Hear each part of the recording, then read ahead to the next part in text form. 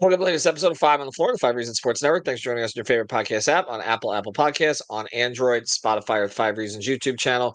Recommend that you use Spotify as well as Apple, just because Spotify has been a little bit quicker of late. Also, check out Off the Floor. That's our Discord server. We got 10 different channels there, including a draft channel, a transaction channel, host updates, and more. This is the new Heat community, so that's where you want to be.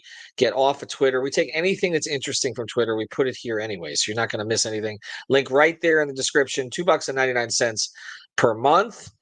And again, this is the place for the most heat off the floor. You can find all of us. Everybody that you see here on the podcast, they show up on Off the Floor. So check it out. Again, link in the description. You can cancel at any time. And now, today's episode. Mercy, luxurious, Heat Nation. Yeah, Mercy and Lago, down to Biscayne. Yikes. Five on the floor, ride for my dogs. Where here's the thing, you can check the score. Hustle hard, couple scars, wearing bubble frauds. Down to Biscayne. Kept the floor playing, got an all band.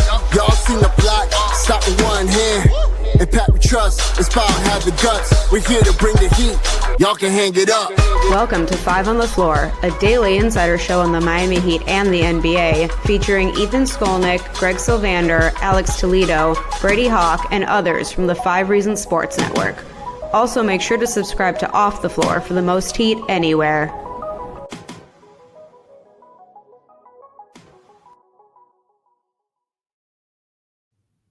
All right, welcome back to Five on the Floor. Here's today's floor plan. I'm Ethan Skolnick. You can follow me at Ethan J. Skolnick on Five Reasons Sports. I got Eternal Bast. You can follow him at Eternal Bast. You can also find him on our Discord. That's Off the Floor, as I mentioned, and on playback.tv/5RSN. We're going to be on there for the NBA Finals games. Indiana against Oklahoma City, and you can check out the preview. Brady and I did a preview on this. Both of us kind of think the same thing, but check it out. Obviously, he breaks it down in a much better way than I do. Also, I'll be mentioning a Prize Picks challenge that we've got for the NBA Finals coming up. But it turned a lot of Kevin Durant conversation continuing, and it's coming from all sides now. Some reports out of Phoenix about Matt Ishbia, the owner of the Suns, and so let me go back a little bit on this for those who haven't been following all the episodes. All right, of course, we don't need to do all the backstory on 2016 with the Heat's interest in Durant and Spoelstra almost getting him and him going to Golden State. They're interested in when he was with the Nets and then didn't end up making the trade. Of course, he ends up getting traded to Phoenix. And then what happened this past trade deadline, which is them trying to trade Jimmy, finding out that essentially Jimmy was going to be flipped for Durant, finding out that Durant really didn't want to go to Golden State, trying to engage with Phoenix separately, making them a couple of offers, and ultimately Ishbia coming back and asking for everything. Now, I thought before we get into Durant specifically, I thought what was so amusing about yesterday and what came out about Ishbia was him saying that he's not just going to let other people do anything anymore. He's going to handle everything himself because he wants to be a hands-on owner. And my understanding of him from what the Heat were dealing with is he's the most hands-on owner in the league right now already. He was contacting directly, and obviously James Jones, who had been the general manager, who was also trying to work something out with the Heat during all of that. JJ's basically been reassigned, doesn't seem to have any power. Another guy from Michigan State, because it seems like he only likes guys from Michigan, Ishbia, was appointed to essentially be the general manager. And they just hired a coach, Jordan Ott, who has Michigan State ties. Not that that's a bad thing, but it's something that Phoenix fans, I follow a lot of them, are irritated about. Okay, so Eternal, I guess before we get into the topic of this episode, which is, if you were Kevin Durant, forget the Suns. If you were Kevin Durant, because you do have a modicum of power, even though you're under contract, where would you want to go? Just a little bit. What do you make of the Phoenix situation right now? Because I think that plays into this. I mean, I think what you can make of the Phoenix situation is what you've made of it. The last few seasons, which is very dysfunctional. It doesn't really have a structure. He said that he is now going to be hands-on owner. He walked in day one as a hands-on owner. If anyone remembers, they weren't even linked to Kevin Durant, just like they weren't linked to Bradley Beal. Everything has fallen so as Ishbia wheels. He has been alpha and omega in Phoenix. We, the public, see this.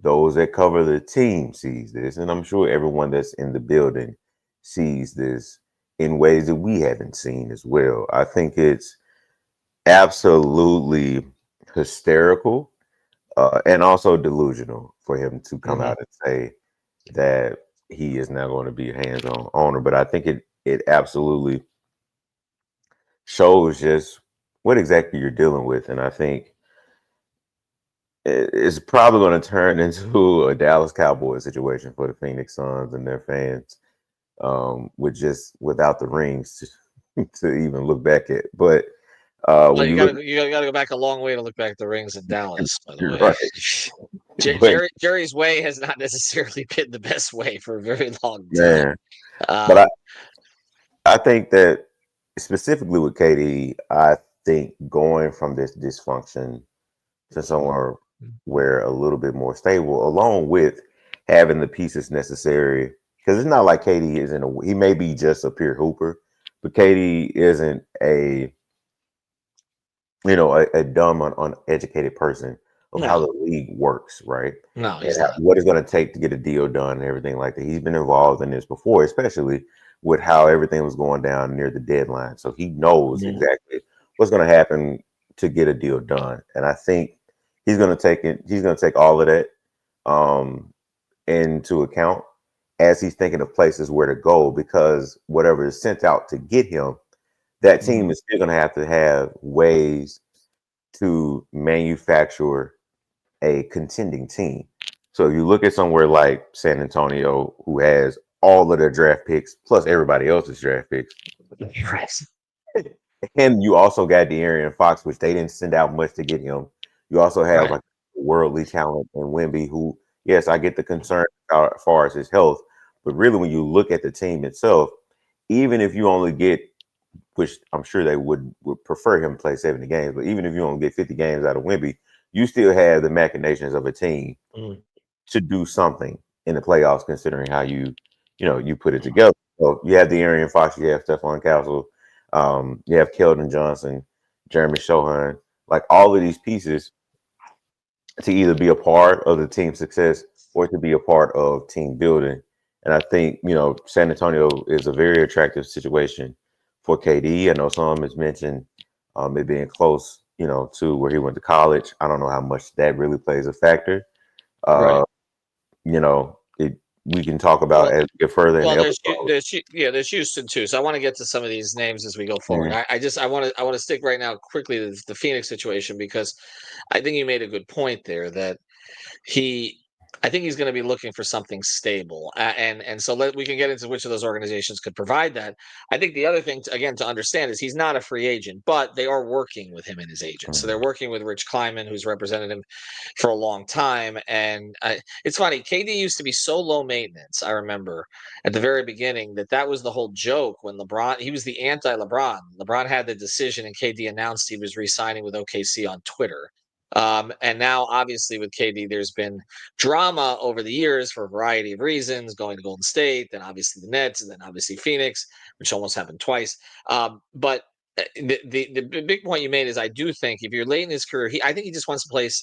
My sense is just wants a place where he can play ball, have a chance to win, and not deal with some of this drama that he's dealt with in all these situations. Because look, he did not want, and we talked. Brian Geltzeiler said this very clearly on our pod, and others we've had on from Phoenix and said this. He didn't want to leave Phoenix. Like, this wasn't a situation like he was unhappy in Brooklyn or OKC was looking, to try to latch onto a title in Golden State or whatever it was. He wasn't looking to leave Phoenix. They created this situation. Ishbia created this situation by essentially making him, and not only created it by putting him out there at the deadline and it getting out, but also created it by the other bad moves that they made. Because the reality is, if he hadn't never traded for Bradley Beal and that unmovable contract, they'd be keeping KD.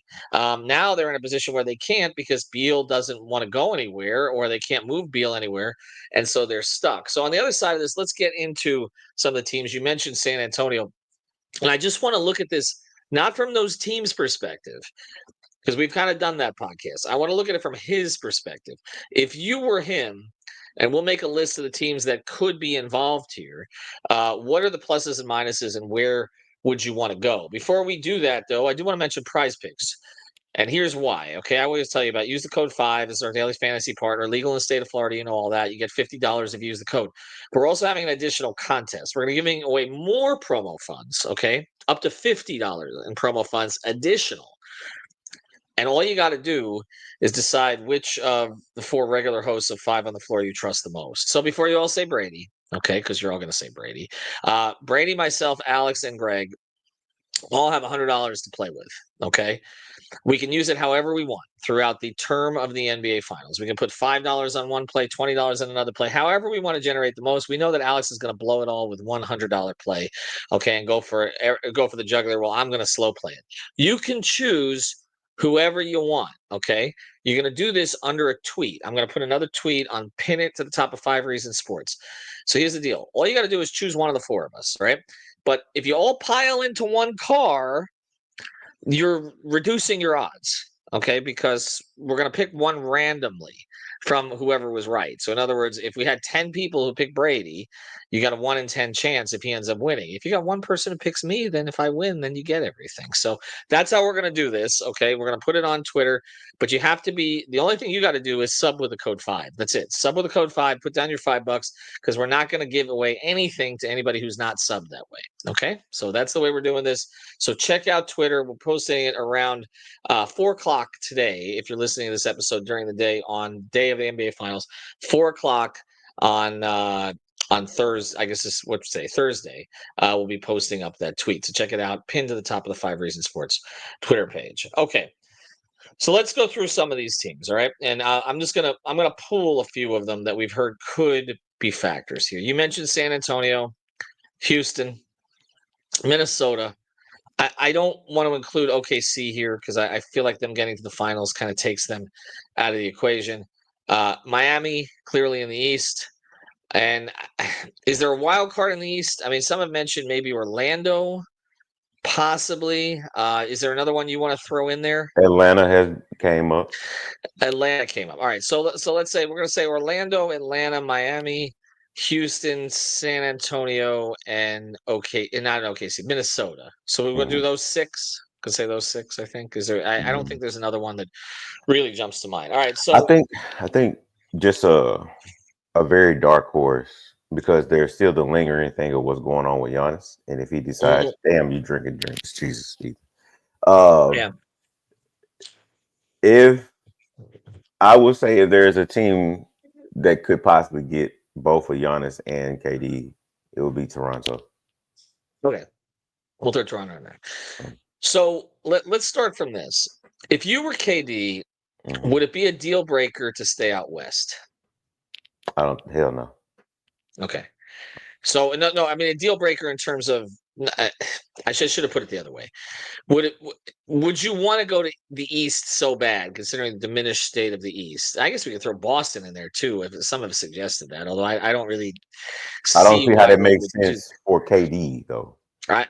Jason Tatum going to be down unless they're trading. Unless Boston is just like we'll trade Jason Tatum, which wouldn't look the best. Not going to happen. right.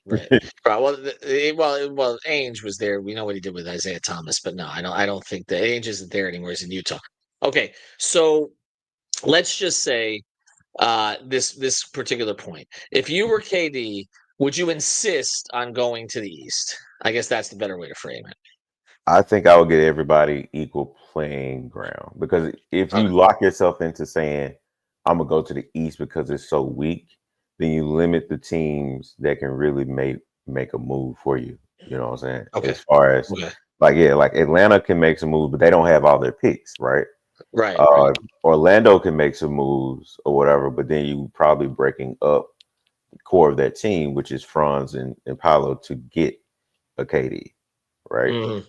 Now, if you're able to pull off a move where you're able to get KD and still keep Franz and Paolo, then the rest of that team is probably going to look a little bit different. To me, I don't even know how that front court would work though. Like that's the thing, right? Like Paolo, Franz, and KD. I think you could probably get away with it a little bit. KD I will think obviously be defensively the it'd be a bit of a mess. I mean, the thing is, you need at this point. I don't think KD can play the three consistently. Like I feel like he's aged up to a point where on defense, I think you'd rather him at the four. But let's all right. So you're saying not a deal breaker. I think if I'm him, Ty goes to the East. Like if he can get to the East, I think it makes more sense for him to go to the East. But some of the situations in the West may be so much better, and because he does have such belief in his ability, Mhm. he may not think it matters. Okay, so let's go through the teams in the West before we touch on the East. We're talking Minnesota. We're talking San Antonio. We're talking Houston.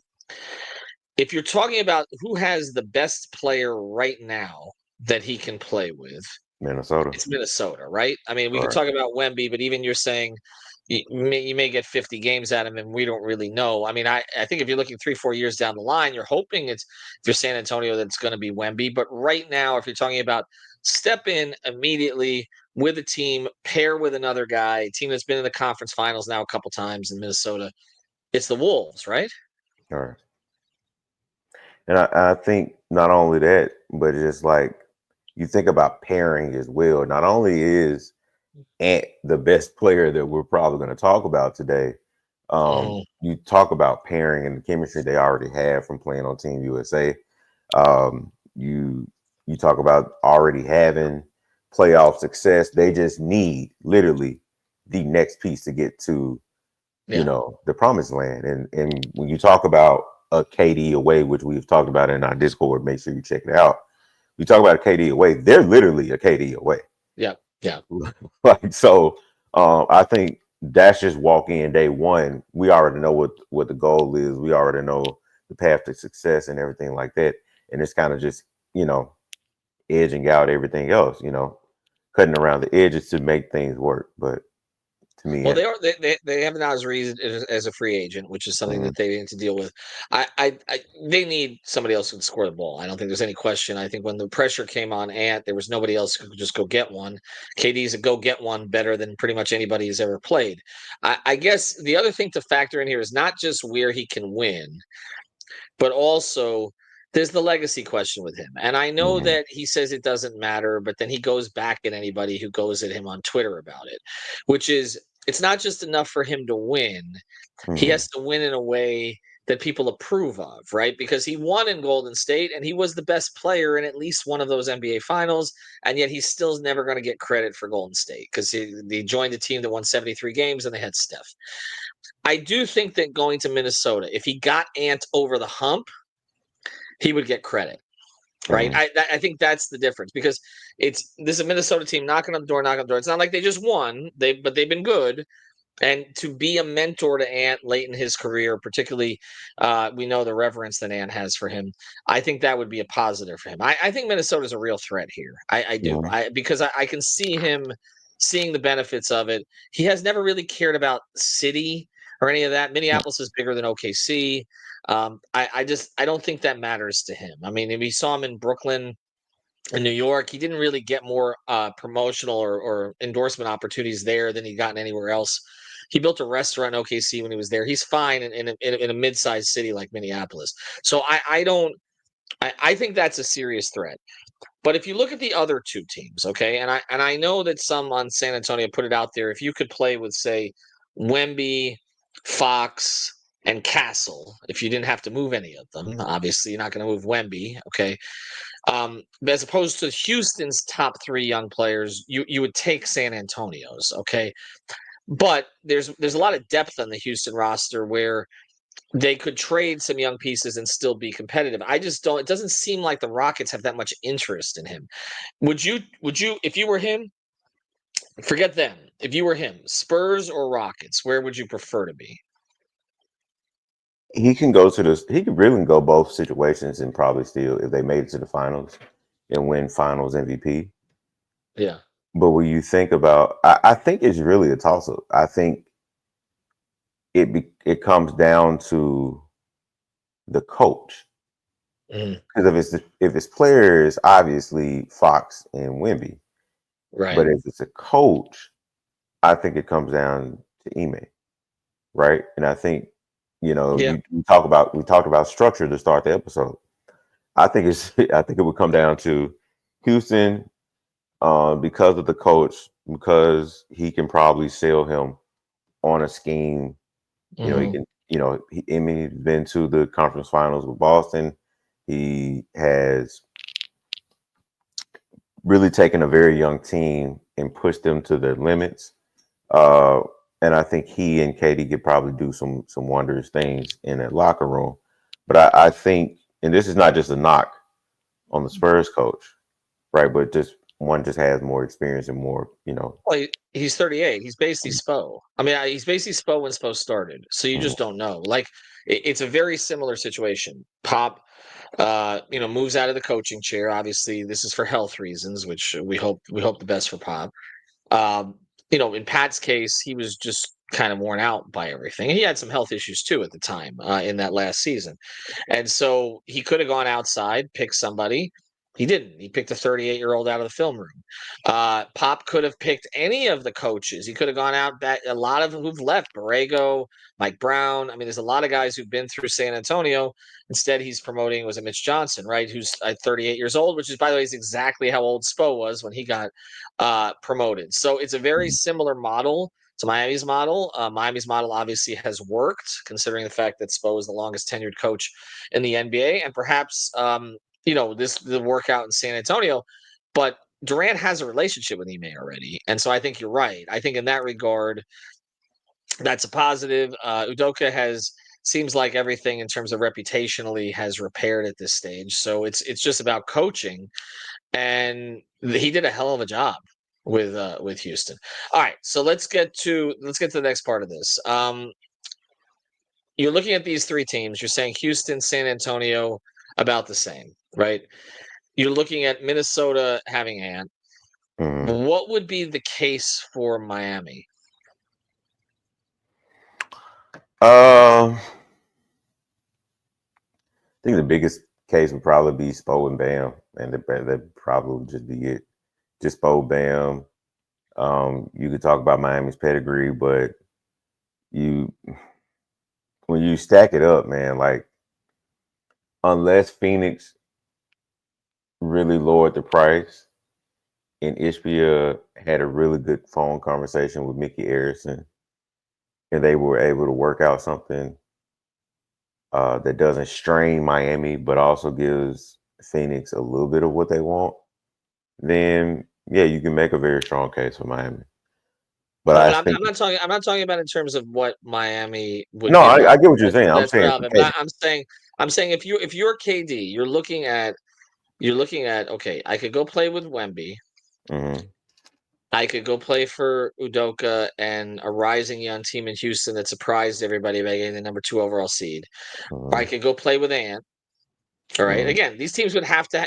I mean, of course, transactionally it has to be worked out. But by the way, all three of those teams have, I believe, a higher pick in the draft than Miami does to move, and additional assets that Miami doesn't have. So it's easier for them to execute a trade. But I'm trying to get beyond that. So No, let's I get not what go you're there. saying. But I'm saying, like, if you're looking at that and then you're saying, okay, the other option is I could go east. I could play for Eric Spoelstra, who he clearly respects. I could Mhm, play with Bam, who he clearly respects. mhm. I don't know what Tyler's situation would be at that point, although I can make the case that Tyler is a secondary scorer with Kevin Durant, could do a lot of work. But again, there's still the issue hanging over your head about what you're going to pay Tyler and when you're going to do that. But if you I guess for Durant, and to me, the number one thing that would be beneficial playing Miami, other than the stability of the organization, which clearly he would want after what he dealt with in Brooklyn, after what he's dealing with in Phoenix now, is the East, right? Like, and so if it's the East, then let's do this. Can you make a strong case for Miami over anybody else in the East that might get involved in this? Because you mentioned Toronto. I think that's a long shot. I mean, Atlanta, I don't know that Durant could talk himself into Atlanta, could he? Like, I I don't know. think he could. Costs. I think he could because of the point guard play of Trey. Uh, Okay. I and you have they obviously this is a young team, right? Like you Yep. have Zachary Ricochet, you have Jalen Johnson who would be returning from injury. You don't know what exactly they're going to do at the center position. Maybe they addressed it in the draft. They re-sign, Okongwu. They have Clint Capella to trade, so they have some things that they could do. Again, they don't have all their picks, but he could talk himself into Trey. He could talk himself into Quinn Snyder a little bit. He doesn't really care about the city, but he can talk himself into Atlanta. I know he can talk himself into Atlanta. It's just that Atlanta has been a little bit. I kind of like their direction now. Like, it feels like they have one. And you mentioned some of the good young players that they have. Jalen Johnson was their best player this year, in my opinion. I know, because again, we're talking about a two-way player, and he did get hurt, and maybe they might have been more of a threat later in the season if he'd been healthy. And I think Reese Shea is looks like an interesting pick. I don't think he's going to be a star, but I think he's definitely a rotational piece going forward. So they have some pieces there, but traditionally, the Hawks have either been mediocre or kind of an ownership mess, and there's some stuff I think that he would have to sort of look past. But can I see it? Yeah, I could see it. The more traditional option East would be to say, all right, there's a proven track record in Miami. Okay. There's been clear interest between the two parties going back basically a decade. And there's Bam, who actually, and this is one where I'm going to give it to the Bam stands on this. I think if you're KD and you're looking for somebody to play with, and he knows the game, obviously, as well as anybody alive, Bam would be a really good partner for him, because as KD ages, Bam's going to clean up all the dirty work and all the other things to just let KD be KD. And that Trey is not going to do that. So what I'm saying is, like, I mean, you could say with Okongwu and some of the other pieces they have, but I think that as a partner to KD, and KD knows everything that Bam is. I mean, he spent time with him in the Olympic team, and obviously they have a personal relationship. I would think he would be a really attractive player for him to play with. I guess there's the legacy play on this, and we'll close with it here. Going to Miami, how do you think? Again, I don't know how much he cares about this, but he does go back at people who question him on it. How do you think him going to Miami would be received by the general basketball fan? I think we are so removed, especially because of Jimmy. Jimmy wasn't that type of player, right? He wasn't that type of player to garner that star level praise and respect. Jimmy got his respect for a different reason versus a LeBron, a Wade, even a Chris Bosh. Like, they're not looking at Jimmy the same way they did them. KD coming after Jimmy is not going to be looked at, he's following the footsteps of LeBron or Shaq or anything like that, because he's not. This isn't like 34-year-old KD. This isn't prime KD, right? This is a much older KD who wasn't really experiencing much success in Phoenix after the debacle that happened in Brooklyn. Right. And yeah, I don't really think people are going to give too much of a damn, to be honest. It may get some talk, but I don't think it's going to be like running the radio waves or. Well, I think there's a balance here, right? Like, so there's fan. We heard this from Kendrick Perkins yesterday. We know is not Katie's favorite person, okay, or favorite former teammate. But Perkins said something yesterday that is where it's this ridiculous thing that is where a lot of NBA fans are now too, which is like you're kind of damned as a star if you try to win, and you're damned if you don't, right? So, like, he was giving Devin Booker a hard time yesterday and said, basically not calling him a loser, but kind of suggesting that he would think of him that way if Booker didn't want out of Phoenix, okay, because they can't win there, even though they got an owner who's willing to spend whatever, which usually is the indication that you can win if the owner knows what the heck he's doing. But at the same time, like, then we give players a hard time for jumping ship. And so KD's caught in this weird spot, I think, where if he goes to a team that is too set up and ready to win, right? Like even Minnesota, okay, or San Antonio, they say, oh, well, he's just championship hunting again. That's all he's doing, okay, just like he did in. But if he goes to a Miami, which does not appear ready to win right now, all right, obviously you lost by 92 points in the last two games to Cleveland, a team that got eliminated in the next round, then people will say, oh, he doesn't care about winning. So he's got you're kind of again you're screwed either way. I think the only way it could be framed positively is say, well, this is an organization that knows how to win. And if you think that if you're going to extend KD and you're going to stick with him for the next couple of years, that you'll give them the time to build the winner with him. Maybe not around him the way you did with LeBron or the way you did with Shaq and Wade, but with him. So, I mean, I think we'd find a way to rationalize it, why he's coming here, because we know the strength of the organization, the history of the organization, the track record. But I do think he would get a little bit of bleep from people saying, "Oh, he doesn't care about winning anymore. He just wants to get his 28." Right? I mean, we're going to hear some of that if he comes down to Miami. Okay, I can see that angle. Right, Yeah. I can see that angle. Yeah, I do think he may get a couple of those, but again, I just don't think it's going to be that loud because if so, he would have got a way more flack for how things have turned out in Phoenix, Yeah. right? And to be quite honest, besides just Ishbia eating up so much of the flack, it's just really been seen as just dysfunction. And then KD and Booker, Bradley Beal is eating up majority of that flack as well. Yeah. Like, I honestly, Ethan, I don't think people are gonna say too much about him coming to Miami either way. Whether so before we get out of here though, I do have a question for you. Yes.